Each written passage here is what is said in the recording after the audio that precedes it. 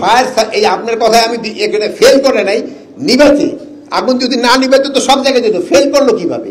আগুন চলে গেছে, আগুন তারা নিভাইছে, বাট সময় লাগছে। এরকম 9:30 সময়ের মধ্যে তো তারা ই করে দিছে, অলরেডি এয়ারপোর্ট মানে চালু করে দিছে, 9টার সময় চালু করে দিছে।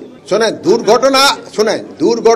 দুর্ঘটনা এটা 5 মিনিটের ভিতরে তো যে আমাদের তাদের 4টা ইউনিট আছে, মানে আমাদের এই এয়ারপোর্ট অথরিটি, এই 4টা কিন্তু চলে আসছে 4 মিনিটের ভিতরে, 30 সেকেন্ডের ভিতরে তারা চলে আসছে। আর ফায়ার ব্রিগেডের যে ইউনিটগুলি আছে, একটা হলো 15 নম্বর সেক্টরে, আপনারা জানেন যে দিয়াবাড়ি গেটের ওখানে, যে কি জানি বলে মেট্রো রেলের ওখানে, আর একটা হলো আমাদের কর্মীটোলা, এইগুলো 20 মিনিটের ভিতরে চলে আসছে।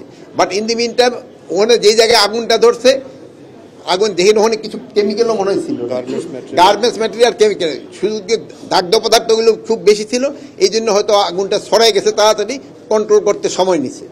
তাদের 4টা ইউনিট আছে, তাদের 4টা ইউনিট এখানে কাজ করছে, কিন্তু সাথে সাথে যে মানে আমরা হয়তো এক্সপেক্ট করছিলাম যে আরো তাড়াতাড়ি এটা কন্ট্রোল, বাট হয়তো কন্ট্রোল আসতে একটু সময় লাগছে, যেহেতু বিভিন্ন পারিপার্শ্বিক অবস্থাগুলো চিন্তা করতে হয়। যে ধরেন দাহ্য জাতীয় পদার্থ খুব বেশি ছিল, অনেক সময় বাতাস থাকলেও আবার অনেক সময় নিভাইতে সময় লাগে।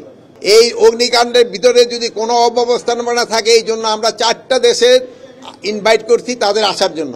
ইংল্যান্ডকে ইনভাইট করা হয়েছে, আপনার অস্ট্রেলিয়ারে ইনভাইট করা হয়েছে, চায়নারে ইনভাইট করা হয়েছে, টার্কিরে ইনভাইট করা হয়েছে। তাদের স্পেশালিস্ট আমরা আনতে চাচ্ছি, তারা একটা ইনভেস্টিগেশন করে মানে কারণটা কি এবং কে দায়ী এটা তারা বের করতে পারে। না এটা ওই আগুন নিবানের জন্য ওই বিমানের জন্য যেটা থাকে, এটা কার্গো ভিলেজেও কাজ করতে পারে, এটা কোনো অসুবিধা নাই।